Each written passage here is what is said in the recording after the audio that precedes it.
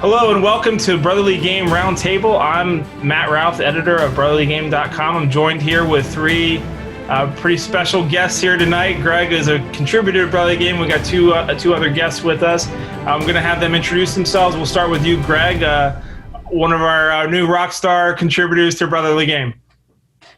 Welcome, everybody. I'm Greg Oldfield. I just started writing with Brotherly Game this summer, starting with this story, and then I've been writing a little bit of some of the game stories over the last couple weeks with the union. So pretty excited about everything that we're doing, and thrilled with the opportunity to be able to write this story and talk to the individuals involved. Bob? My name is Bob Wilkinson. I'm the head coach at Moravian College. This would have been my third season there as the head coach. I appreciate Greg writing this article. It brought back a lot of good memories, and glad to be here with my teammate Jamie as well. And my name is Jamie McGroarty. I'm currently the head girls soccer coach at Eastern High School in Voorhees, South Jersey. Played collegiately at what was then called Glassboro State College, which is now Rowan University, and then had an opportunity to play with Wilk here and a bunch of other great players over at UGH. So it's going to be fun to talk about some of those memories. Yeah, so we kind of have a South Jersey, Pennsylvania thing going on here, and lots of crossover in between. So I told Jamie I'm wearing my Voorhees Soccer Association shirt because I lived in Gibbsboro and played there for a little bit. Actually, my only success in my soccer career was when I played for a team when I was 9 or 10 and we won the championship over in Voorhees. So that's the extent of my career highlights. But Greg, starting with you, what made you want us to write this article and not just write an article about the experience of being there when you're a 12-year-old kid, but what going into this and doing a whole series of articles on this? I think I really started getting serious about writing about 10 years ago, and this story was always in the back of my mind as something that I wanted to write about. It was a unique experience. You got to see, at that time, the U.S. national team play, 20 feet away from you, which just something that doesn't happen anymore. And then the other cool part was, when I got to watch players like Bobby and Jamie, and I got to meet some of these guys, with my own amateur career, and I got to know them, this game was always sitting there. Like, hey, wow, I watched you guys play against the U.S. national team. So it was always something that I wanted to write about. And the more I got to meet everybody, the more I got to tell their stories. What was cool about this was that the story just kept growing and growing and growing. I think I sent you my final draft was something like 7,300 words, which is a long story. And I honestly cut it off. I could have kept going and going. Like, this story could have been 3 or 4 times the size of it, and it would have been, the quality would have been there, because all these guys that I didn't get to talk to had fascinating stories, and it's just a really unique time, a really unique place where you have these great players and this specific era that was in between the pro leagues, and to me, that's fascinating. There's so many things about this story that just got better the more I wrote it. And writers talk about a story growing and kind of taking legs, and this was very much it. Like, this is a story that kept getting bigger, and it kept getting better. And if I didn't stop it, it would have kept going. And that was the cool part. And that's so it was an honor to talk to everybody. And I'm kind of like, I'm sad that I didn't get to talk to some people, and maybe down the road, if this story becomes something bigger, which I think it very well could be, I'll be able to get a lot more stories and a lot of these backgrounds and how everybody came together in this unique time and place. So that was kind of what was most interesting to me about writing it. Yeah, it's interesting. I didn't know anything about this game until Greg's brother Rob was doing a newsletter and was doing a series, kind of during the pandemic of, just kind of stories about different players, like kind of the history of VE.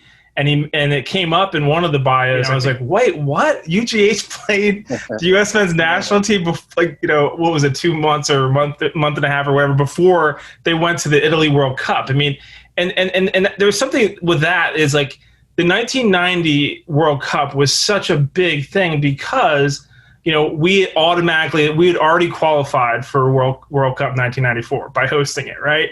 And so this idea that the U.S. team actually qualified on their own without just getting the cup, because if you think about historically, the idea that the U.S. got in because they got it, that doesn't seem fair, right? And that's going to happen the next World Cup, of course, where the team didn't qualify beforehand. But Bob, when you kind of this anniversary comes up in May, the 30 years of that game.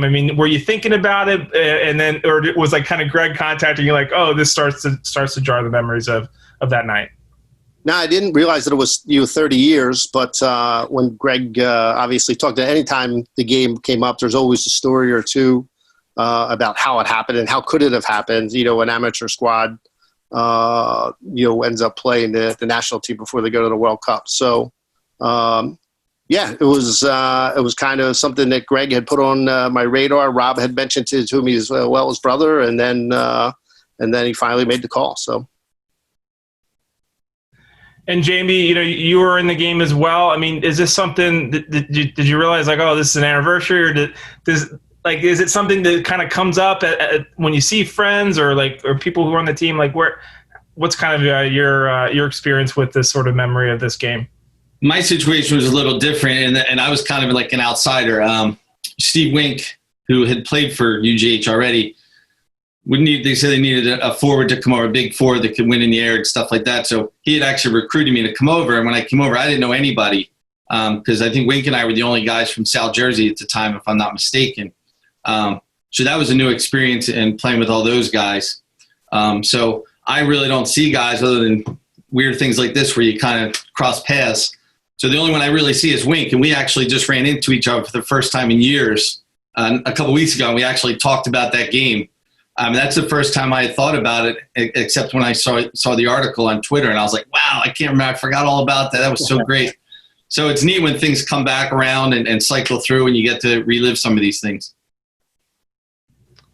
Greg, so talk us through how you kind of actually went about doing the article. Again, you had the sort of the personal experience, which you didn't put a lot of the personal experience into it, but it certainly informed your understanding of the game and the significance of it.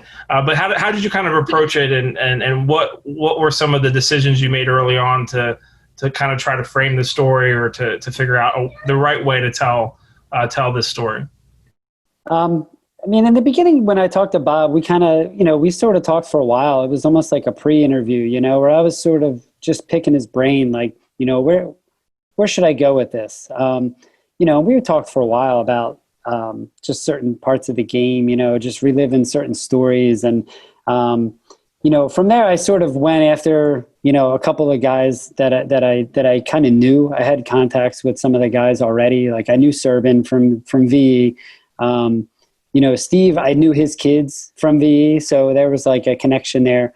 But then as you kind of go through, Neil I knew as well. Neil I had played against as well. And then all of a sudden, Bob's like, we had this guy, Rommel, and it's like, Rommel, he's one of those guys that totally just escaped me. I couldn't even think that he was involved in this game, and then obviously Vermees, he just missed it by a week, and I didn't know he played for V until I was kind of going back and looking at some of the UGH. Sorry, Bob, that was a slip. When you go back looking at some of the UGH history, you're like, oh, Peter Vermees played there, and it's like, wow. So, after I talked to Bob, I did about 4 weeks of research. I'm just researching things every day. I spent literally 4 days looking up Hanvid stuff, when I got to Vermees. it was just like, wow, looking up all the stuff from Hungary and, all these travels and all these old interviews that even his dad had done back in 90 when, they were getting ready for the World Cup. When I talked to Bob and he was telling me about his dad and playing for the Ulrich Truckers, I spent a day messing around just reading old Ulrich Truckers lineups and old stories. And it's like, so that's what I was saying, the story just continued to grow, which was amazing. So I kind of went from there. And then, at some point I had to make that decision, like, all right, I got to start writing this thing, But to me, always felt like the story kind of focused around the Wilkinsons and the Frickers, just the tradition that they have at this club. They were the ones that have always kind of brought this club to, just a high standard, for decades.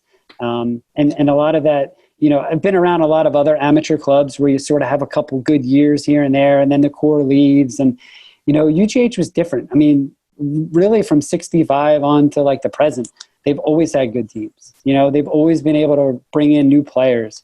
And that starts with the Frickers, and it continues with the Wilkinsons, and it still continues to this day. So they were kind of my centerpiece, and then I sort of went out from there. And then, like I said, at some point it was just getting so big. I just had to, at some point, just say, okay, I got to write this thing, let's start telling it. But that was kind of the approach. Great. And Bob, this is a family thing for you, right? This club and being involved. And when you think about, your dad and just everything this kind of like Greg just mentioned, I mean, your family, the Fricker family, and the history of this club, what is it, when you kind of see Greg kind of drawing some attention to that, our site kind of putting some attention on that. What does that mean to you to kind of like have that recognized, like the history and your family's involvement in that history? No, it really means a lot. My dad played at German Hungarians, I guess, in the early and mid '60s. '64, they lost the Amateur Cup final out in St. Louis. In '65, they won the Amateur Cup, National Amateur Cup, at home at UGH. So. My dad also ran two teams there in 1970, or the same team in 1976. They made it to the amateur and open final, and ended up losing both games. For me, I played there since I was like 6 years old. So I only took a couple years off to play at Lighthouse Boys Club when I was like 17, 18. And then went back. The first game I played for the majors, I was probably 18 years old. So, and probably the last one I played, I was about 40. And I pretty much played straight through. I was 25 when we played the national team. But what was interesting is when I was like 18, 19, played on those teams, the first year I did a full season there, we went 0-11-3. So a winless season at UGH. That's hard to comprehend to a lot of the club members for sure. So we progressively got better through the college years. My dad retired from LaSalle in 1987, and then Werner Fricker came to him and asked him to take over the team in 1988, and that's what we had a big influx of players. We had a very good team at LaSalle at the time, and a large number of those guys went and signed at UGH. And then slowly we started picking up guys. We got Winker, we got Jamie, we got Mike Serbin to come over. We picked up Neil Smart, John Raynard, and then all of a sudden we were like, wow, we're competing for everything. So literally from going from 1983 and not winning a game to playing the national team in 1990 was, hard to fathom, really. Jamie, you mentioned that you were kind of the outsider, you were the Jersey guy. What did you think of this team when you got involved in playing with them, and what was it about this group of people that made them so successful? One of the things, it was funny because we have a pretty competitive league over here at the time in South Jersey.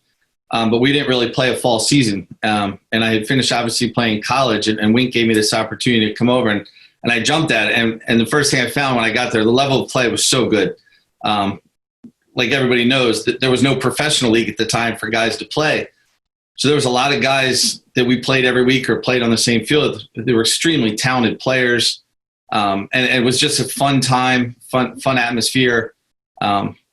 Just a great opportunity to continue playing at a high level.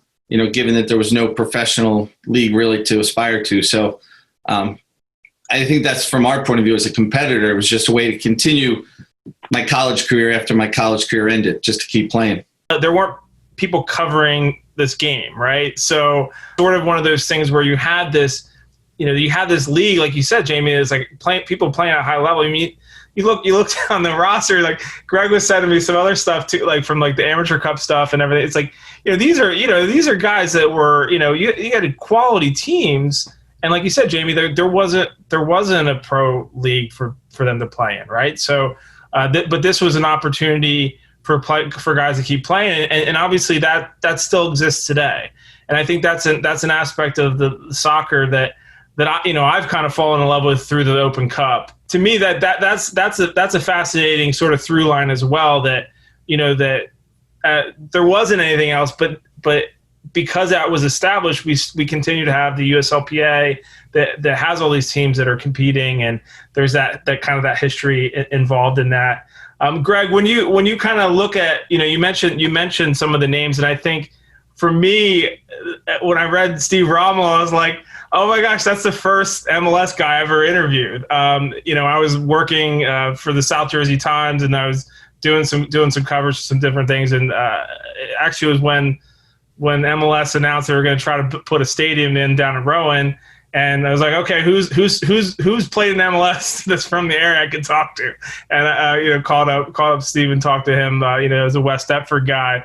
But when you kind of look at those names, like what is that?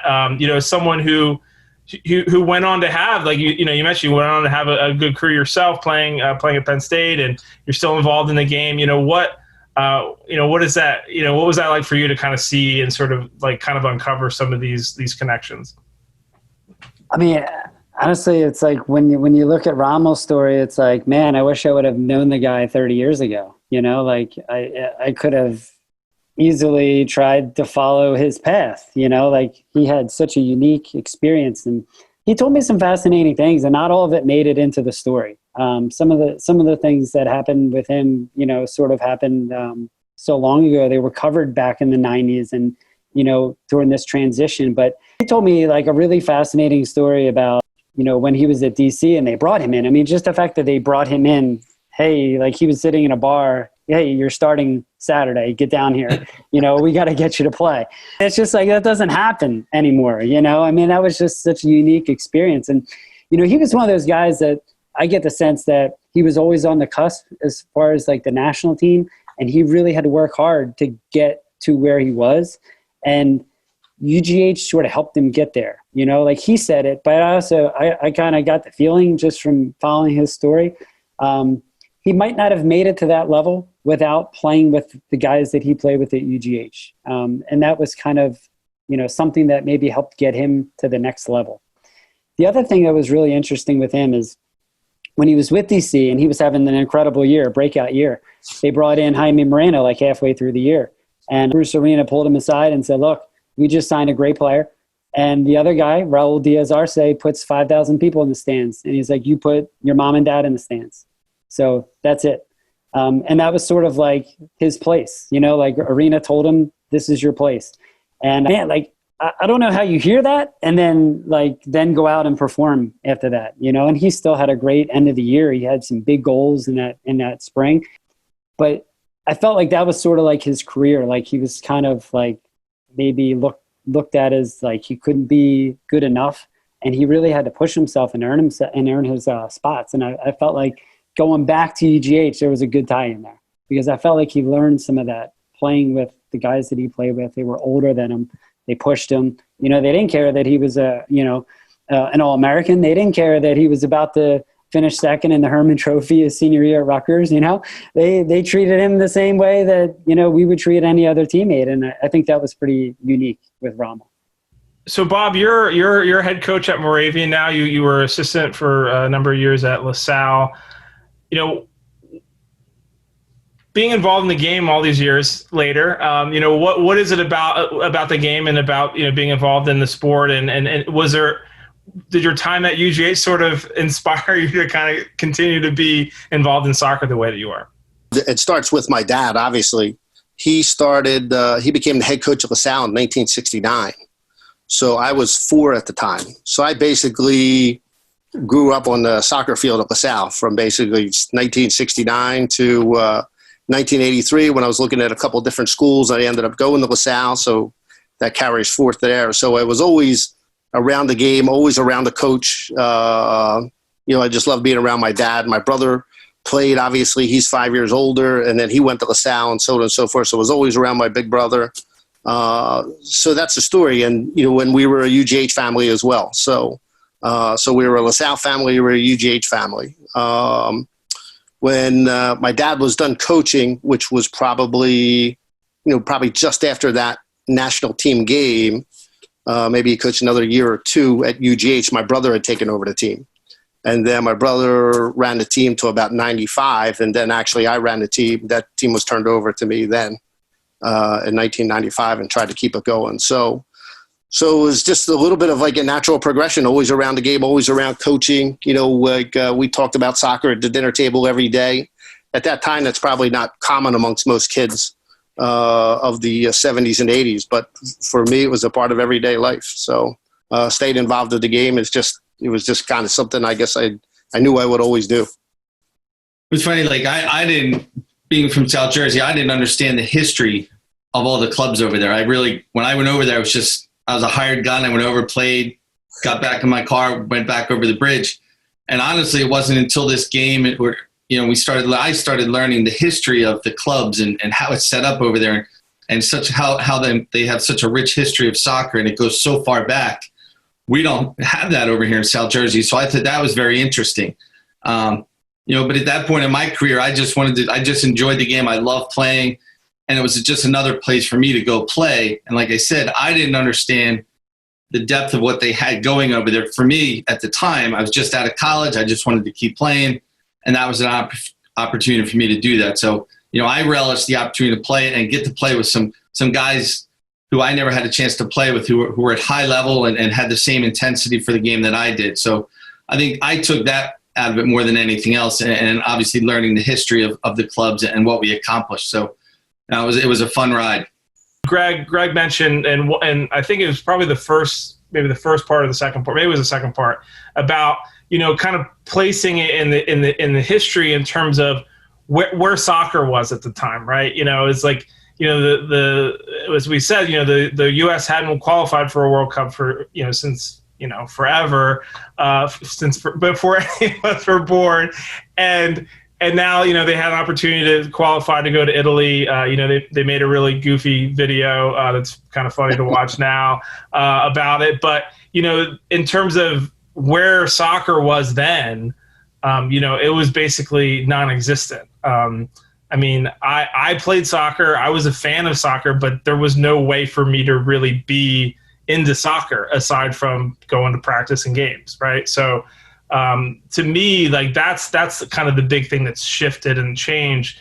But it's also like you mentioned, Greg, this idea of like building blocks, right? I think what's unique about this period of time is, those early 80s, the NSAL was kind of falling apart. So here you had this huge league with, getting players from all over the place, all the stars were coming, but the league was in shambles, and a lot of these guys were entering their prime during that time, so this was like a really critical time because when the NASL collapses, if these guys aren't playing and training hard and doing what they did at the amateur level, there's like a bigger gap between that transition from the professional leagues. MLS, when they started, they had like 12 teams. They were pulling guys right out of college. They were scrambling to get guys from other countries. A lot of the guys who played in this game on the UGH side would have been a part of MLS if it had started sooner. There would have been more of these guys in these rosters.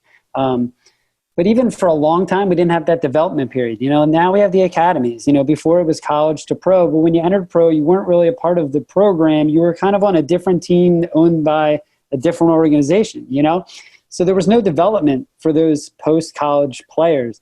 If there was, if we had, today, these guys had back then what we have today, these guys would have moved right into the union too. They would have been on, MLS, teams. And that's a critical point, if these guys didn't do what they did and Werner Fricker didn't push for what he wanted, it could have been another 20 or 30 years until we saw like a viable national team or a competitive league.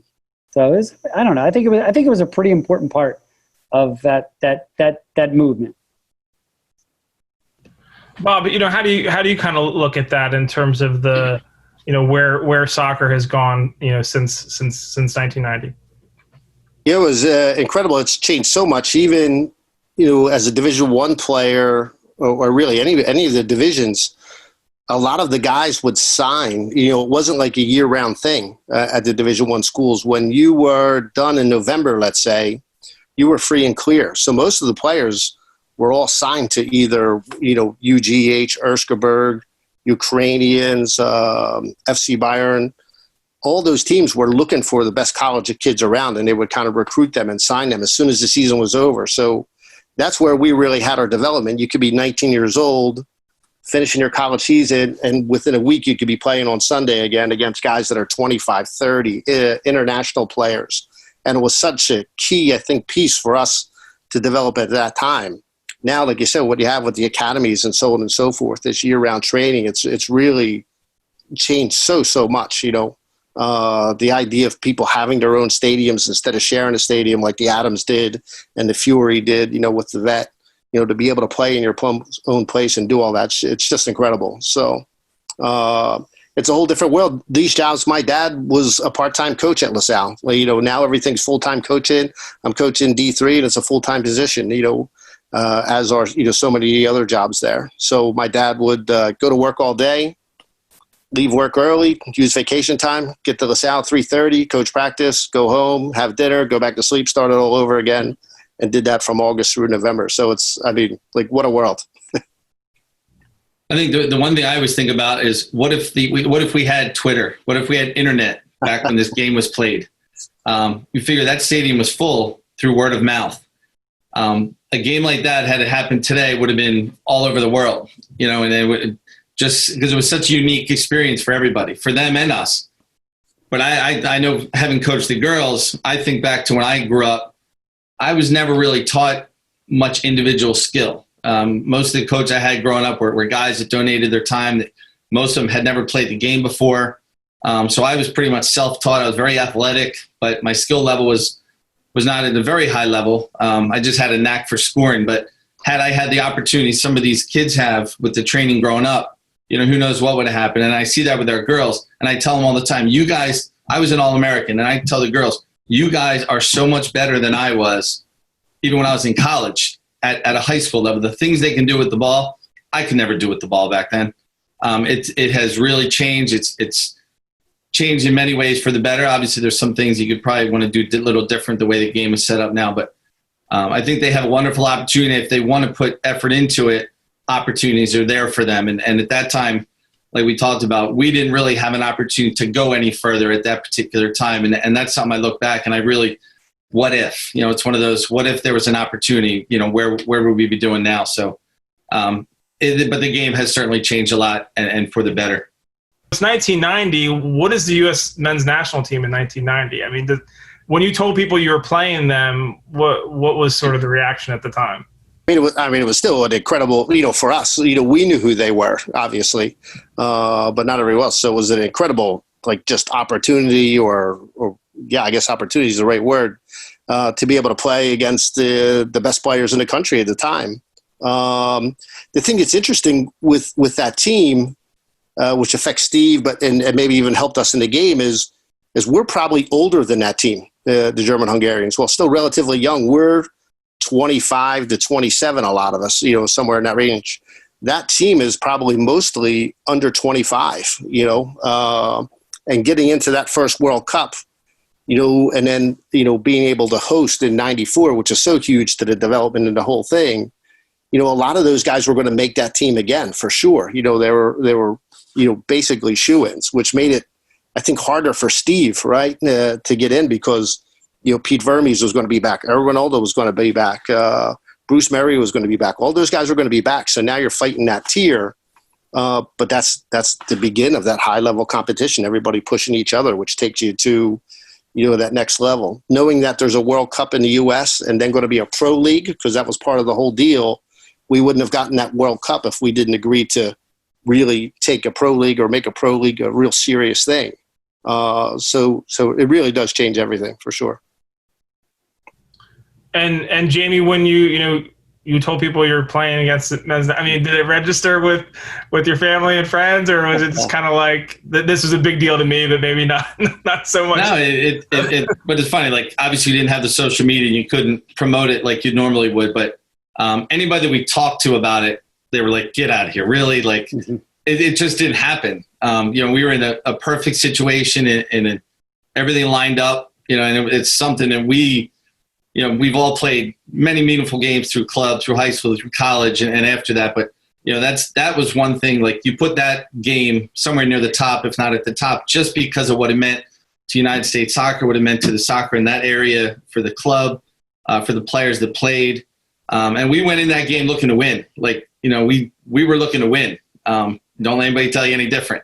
And I think fitness hurt us a little bit. We weren't trained at the level they were, but it was certainly a fun time for all of us, and something that will be at the top of all our soccer stories as we get older. Well, some of them we grew up playing with, like some of the guys we knew from New Jersey. I know, like Miola and Harks and all those guys. They all played in New Jersey, so a lot of us knew about those guys and had played against them at whether they were college scrimmages or through club growing up. So, for the guys that were somewhat local, we knew, we could compete with them if we had to do it for one game.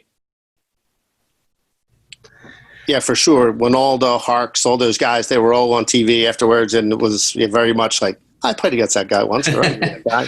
Tab, of course. Pete Vermes coaching at Kansas City. I mean, just amazing. And Greg, you were at the game. What do you remember being there, and what was it? How was it presented to you at the time? I mean, did you kind of get what was going on and why this was basically a once in a lifetime kind of thing? Yeah, because the year before they played that Russian team at Veterans Stadium, and I remember going to that game, and that was like not a Veterans Stadium, sorry, Franklin Field, and Franklin Field was packed for that game, So I remember being like 50 rows up Franklin Field watching the U.S. team play on turf, and then the very next year, here we are. I was sitting in the front row. Me and my buddies, we were there like 2 hours before the game watching the warm-ups, it was a pretty cool thing to see. Towards the late of the game, my buddy's dad's like, hey, you guys should go down the field and get some autographs. And we're like, what are you talking about? He's like, yeah, just go down. So literally, it was like the last 10 minutes we're going, we were standing behind the goal. We were like ready to go. And there was like 15 or 20 kids with us. So as soon as that clock hit zero, like we were sprinting on the field and grabbed as many guys as we could to get autographs. Again, it was one of those things that just like never happens, it would never happen again. And that was, it was a huge moment, and not just watching some of the UGH guys who I'd eventually, play against, and some of the guys that even coached me and I'd run into here and there.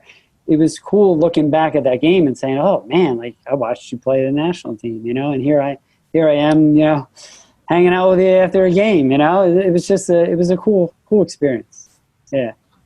Yeah. I think about, I've been to so many soccer games I don't remember, but the ones that the U.S. men's national team games I've been to, the U.S. women's national team games I've been to, those are the ones those are the games that kind of stand out anyway, just because even if it's a friendly, it's just because you're like, oh, that was, Stu Holden's first game, or that was, you just have certain, someone scored a goal. That was ended up being their only goal in their, national team career. Like there's something about those games that just anyway they kind of take on kind of a life of their own anyway. So to me, like that's where it like kind of struck me is that, that was a U.S. men's national team game, and it was a local game, and it was a local team as well. So the idea that you would sort of have these games would be memorable games if it was just the U.S. men's team playing, like you mentioned, playing a Russian team at Franklin Field. Like you would remember that anyway. But for Bob and for Jamie, you guys not only remember it, you were in the game, you were playing in the game. And being part of that, so yeah. To me, like that would seem like it would, like maybe you would have been at the game anyway, right? But you're actually in the game playing in the game. Jamie, you mentioned you guys wanted to win. It was there, right? What do you remember about the game and kind of thinking like, hey, we might be able to get a result here? I remember it was funny, like just warming up and looking like, dude, that's Harks over there. Like, because you look up to them because they're all on the national team, but at the same time, you're going to hack the heck out of them to win a ball. So, like, once the game started, that stuff didn't matter. But I just remember the atmosphere was so awesome. Like there were so many fans. They were so excited. And it was just fun. My personal memory is I hit the crossbar off a header. And I'm like, if I had scored that goal, I would have walked off the field. I would have been done. But, that's the one thing I remember. Miola and I went up for a corner kick, and I headed it through his hands and hit the crossbar. And I was like, that was my chance. Yeah. So for me, it's just, just the start of the game, trying to get your breathing down, get the game under control. And just at that time, they're so good. They're out fighting, they're all fighting for positions. Like Chris Henderson's in, he doesn't usually start. So he's looking to obviously make the team fight for a spot. And these guys are flying around the field, and they're creating chances. And our goalie, Paul Zimmer, makes a couple big saves to kind of keep us going. And then the atmosphere, the noise, just was a lot of chaos in the beginning. But then we settled down. They didn't score, and there's obviously that brings some confidence. And then all of a sudden we started connecting passes. We were good. We could keep the ball with pretty much anybody. We were athletic to get up and down the field, and we could attack. We could really attack. I would say we probably only had myself, Steve Friend, maybe Jimmy McCourt were the only three real defenders on the field. Jamie, playing in the midfield. I mean, he's a true forward, and he's like starting in the midfield, I believe, in that game. So, yeah, we were out there not to sit in or anything like that. We put our top guys out there and wanted to get after it. So it really became a back-and-forth game. A lot of the chances were few and far between for us, but we did get a couple that, on a different day could have went in, that's for sure. Yeah, there was that one chance in particular you mentioned in the series, Greg. Yeah, the Serpent shot, right? That was one of the ones that Bob was talking about, and then Billy, Bob's brother, is like the one who's sending me all the videos of like highlights, and it was like 5 or 6 of them were guys whacking Ramos, but then he starts sending some of these shots, and there was a shot that was in the article that wasn't the one that Serban was talking about, so that video is out there somewhere. So when Jamie's talking about heading off the crossbar, I haven't seen that video yet either, so it's like you're talking about 4 or 5 good chances in this game to beat the national team, and man, that's what a feeling, Great. Well, I appreciate your time, guys. Thanks so much. Thank you guys. All the best. Thanks. It'll be good seeing you again. Thank you so much. Yep.